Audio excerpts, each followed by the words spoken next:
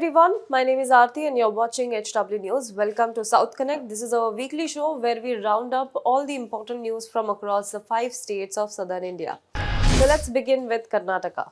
In the last episode of the South Connect, we had discussed about the fears of merger of Amul and Karnataka's Nandini milk brand and how it triggered the hashtag Save Nandini campaign. In a further development in the matter this week, the politics heated up over the milk brands. Both the opposition parties in the state, Congress and the JDS, slammed the alleged move.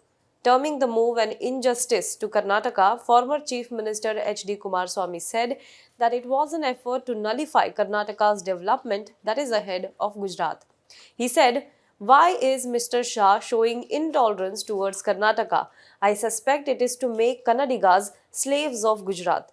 After subsuming Karnataka-based banks that were a model to the country, this is a hidden agenda." Another former chief minister and leader of opposition, Siddaramaiah, also opposed it, saying that any coming together of the two milk federations would result in loss of livelihood for members of Karnataka. He said that eyes of the Gujarat corporates are now fixed on the golden egg-laying goose. It is an attempt of the BJP to rob Karnataka. He further said that this is not an isolated statement. How can the two come together when they compete in the open market? In fact, coming together will help Amul more in accessing new market that KMF currently has. He pointed out that the KMF's business could be affected since Amul pays higher commission to its retailers who would be interested in pushing Amul products over KMF product. Meanwhile, Chief Minister Basavaraj Bommai of Karnataka has said that Nandini would maintain its separate identity for hundreds of years and that Mr. Amit Shah had only meant that Nandini and Amul must cooperate in technical and marketing aspect. Now in other news from the state, after border dispute with Maharashtra, Karnataka is now staring at a water dispute with Goa. This week, the long-standing Mahadayi water dispute has flared up once again between Karnataka and its neighbouring state of Goa. Let us understand in brief what the issue is all about. Mahadayi River is a shared river between Karnataka and Goa. It's a rain-fed river which is also known as Mandovi in Goa. On 30th of December last week, Karnataka Chief Minister Basavaraj Bommai said that his government has received a nod from the centre for 2 DPRs for Kalasa-Banduri water diversion project on Mahadayi River. Goa, however, locked horns with the state and said that it would also send an all-party delegation to meet Prime Minister Modi. Now, what this project aims to do is meet the water needs of driest of districts of Karnataka along the border with Maharashtra, including Belgavi, Dharwad, Bagalkot and Gadag by construction of dams and canal system to divert water from the Mahadayi River at Goa side to the Malaprabha River basin in Karnataka. However, the Goa government is worried about the ecological impact it may cause and the displacement of people in the region. Now, in 2019, Goa had filed a special leave petition in the Supreme Court challenging the allocation of water and a contempt petition in October 2020 accusing Karnataka of illegally diverting water from Mahadayi River basin. There was also a civil appeal filed by Maharashtra over the dispute. Now, despite the ongoing legal case, Karnataka has announced its plan to go ahead with the project, sparking opposition by Goa. Let's move on to the next state, that is Kerala. Congress leader and MP from Thiruvananthapuram, Shashi Tharoor, who is currently focusing on the state politics, has once again stoked a controversy. Speaking at an event, he said that the saying, "a Nair cannot accept another Nair," is true. At an event of Nair Service Society in Kerala, Tharoor said that Mannathu Padmanabhan, who founded the NSS, that is Nair Service Society, had once observed that a Nair cannot accept another Nair. He said that though the observation was made more than a century ago, he has witnessed it during his political career, an apparent dig at a few fellow congressmen from the community. Mannan Jayanti is held to celebrate the birth anniversary of NSS founder and social reformer Mannat Padmanabhan. This is the first time in a decade that the NSS has invited a Congress leader on the Jayanti celebration of its stalwart leader. Now, Sukumaran Nair, the General Secretary of NSS, said during the event that when Shashi Tharoor came to contest polls from Thiruvananthapuram, he had called the latter a Delhi Nair.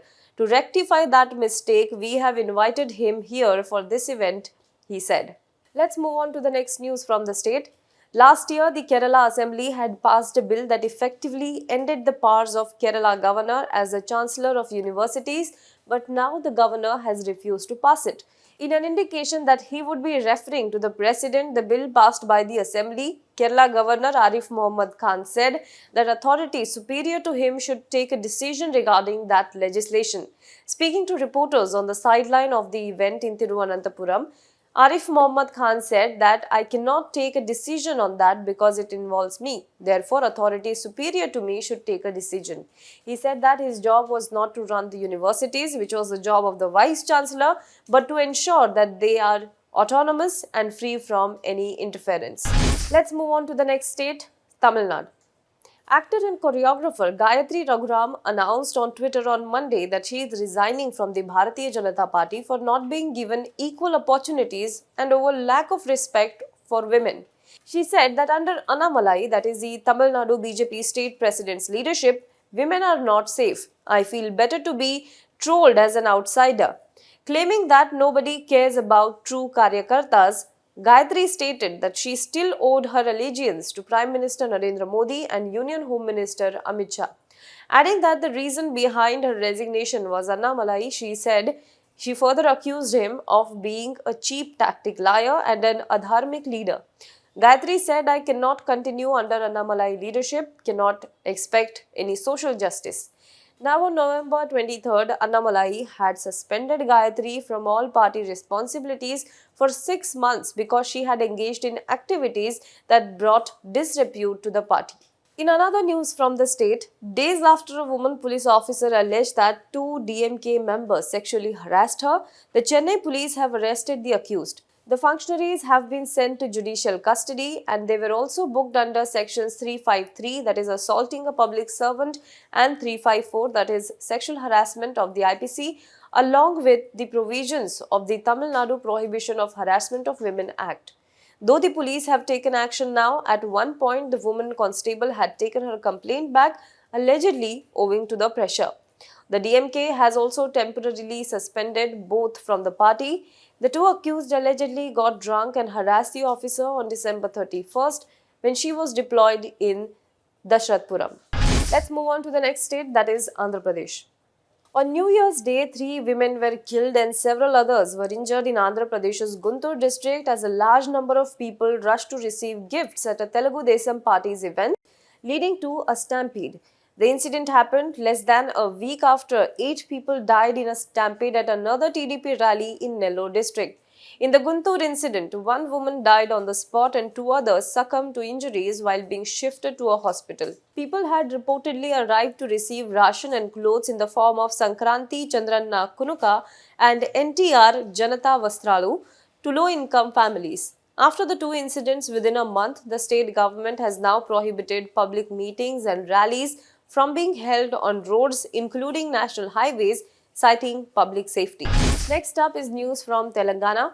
The Bharat Rashtra Samiti expanded its activities to Andhra Pradesh with former Minister Ravela Kishore Babu, former IAS officer Tota Chandrasekhar and former IRS officer Chintala Parthasarathi joining the party in the presence of party chief and Telangana Chief Minister K. Chandrasekhar Rao. At an event held at BRS headquarters, Telangana Bhavan in Hyderabad, the 3 leaders who were earlier with the Janasena party of actor politician Pawan Kalyan formally joined the BRS. KCR welcomed them into the BRS fold by offering them pink-coloured party scarves and announced that Tota Chandrasekhar will be the president of the party's Andhra Pradesh unit. Now, Chandrasekhar hails from the Kapu community, which has a strong presence in Andhra Pradesh. He was a member of the YSRCP in 2014 and after losing the Eluru Lok Sabha poll, he joined the Janasena party. That's all for this week's South Connect. Do let us know what you think about this in the comment box below. For more news and updates, you can log on to www.hwnews.in. Hi, you have been watching our videos on HW News English. But why be content with content in just one language when you can choose from both? Yes, from 1st of January, we are bringing together the repository of our ground reports, interviews and analysis under the umbrella of HW News Network. So, While HW News English will stay as it is, you will now be able to watch our Hindi and English reportage together. So don't forget to watch HW News Network from 1st of January.